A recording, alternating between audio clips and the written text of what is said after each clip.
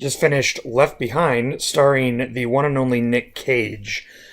So, if you don't know, this movie is actually a remake of a Left Behind movie starring Kirk Cameron that was made with way less money. And so I remember that everyone said that the Kirk Cameron one was terrible, which I assumed it was. B, everyone was excited that this one was going to be better because it had Nick Cage in it and because they were spending more money on it. Neither of which obviously proved anything. I mean, it might be better. I never watched the Kirk Cameron one, so it could be terrible.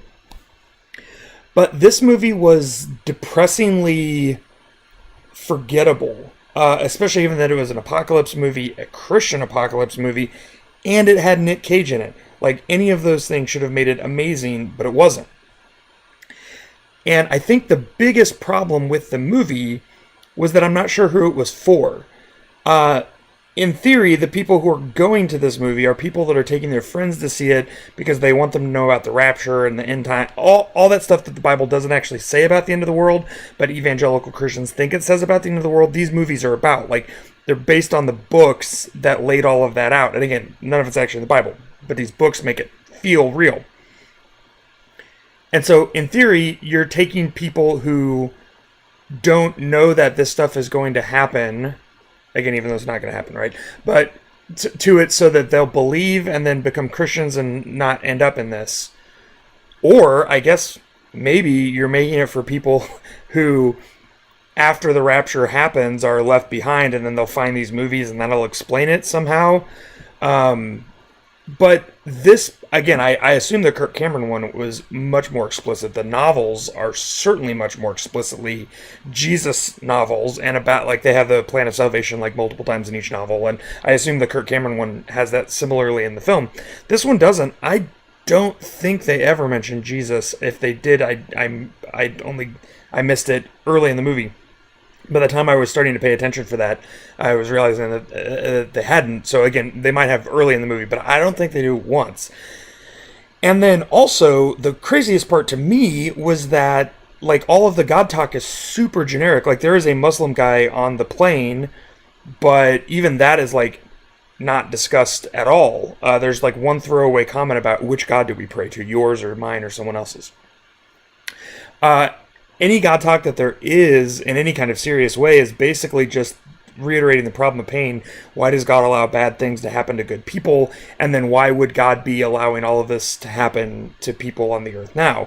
Which, granting the premise of the movie, are actually legitimately good questions to be asking, but the film is not interested in answering them in any significant or meaningful way. Now, obviously, this is the first chapter of a much longer story. They never ended up making sequels to these movies because from a $500,000 Kickstarter, they only raised $80,000. So, yeah, anyway, this movie's not good, but it's not bad enough to be fun.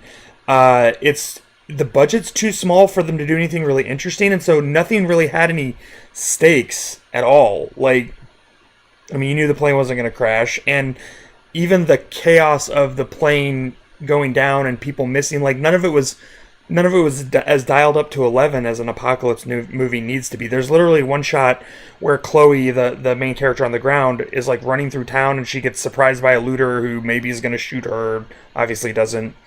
But there are people running in the background, and again, I assume that they were extras who were supposedly, like, either looting or running for their lives, but they literally all just look like they were, like, a jogging club out jogging. So there's no sense of urgency. And again, I assume a lot of that was budgetary constraints. But if you're going to do a movie like this, like, there are ways to simulate this kind of stuff, and they just didn't. So the whole thing felt really hollow and empty in a way that I was honestly really surprised by. I expected it at least to go full bore on the theology, but it felt like everything in this movie was at about a 2 when it really all should have been at an 11. So I was definitely disappointed with this movie, but disappointed in a way that I wasn't expecting. And frankly, all of the acting was, like, pretty good, and most of the actors have gone on to have pretty decent careers in other stuff. Obviously, Nick Cage and Chad Michael Murray, but even the two main women, Hattie and Chloe, those actresses who are both Australian, weirdly enough, have gone on to be, they've worked consistently all the way up through this year. So, yeah, the acting was all fine. Like, they did great with, like, pretty mediocre material. Yeah, it just wasn't good. But I wanted to hate it a lot more than I did. I kind of think by tomorrow I'll forget that I even saw this movie. So I do have one more Apocalypse movie left to watch for the $800 tier, and that is Apocalypse 4 Judgment Day, which I think is actually a courtroom drama at the end of the world, which, I mean, I can't think of something stupider to do than that. So, really excited about this. And we have 2 days left to finish before the fundraiser's finished. So, we're a little over $100 away from the $1,000 tier, where I will have to watch a couple of dog reincarnation movies. So, thank you to everyone who has already donated.